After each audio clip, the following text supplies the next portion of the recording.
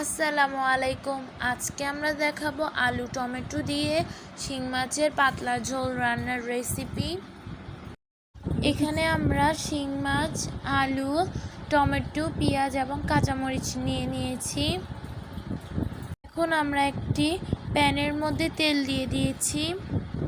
এখন 1 কাপ পরিমাণে পেঁয়াজ দিয়ে দিব, টমেটো এবং কাঁচামরিচও দিয়ে দিব, 1.5 টেবিল চামচ রসুন বাটা, 1 টেবিল চামচ আদা বাটা, 2 চামচ লবণ, 1 টেবিল চামচ মরিচ গুঁড়া, 1 চামচ হলুদ গুঁড়া, 2 চামচ জিরার গুঁড়া দিয়ে এখন সব কিছুকে ভালোভাবে মিক্স করে নেব।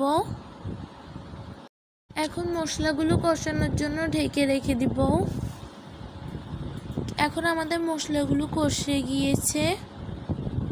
আমরা এখন মাছগুলো দিয়ে দিব।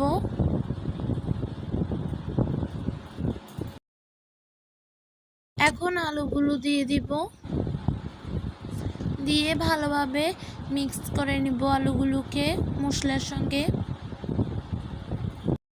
এখন আমরা মশলার সঙ্গে মাছগুলো কষানোর জন্য 2 মিনিট ঢেকে রেখে দিব। এখন 2 মিনিট পর আমরা মাছের ডিমগুলো দিয়ে দিব।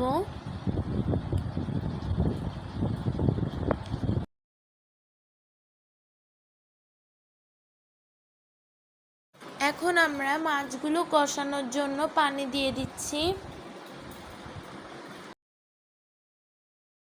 এখন ঢাকনা দিয়ে কিছুক্ষণ কষানোর জন্য রেখে দিব। এখন আমাদের শিং মাছগুলো কষানো হয়ে গিয়েছে। এখন আমরা রান্নাটি হওয়ার জন্য পানি দিয়ে দিয়েছি।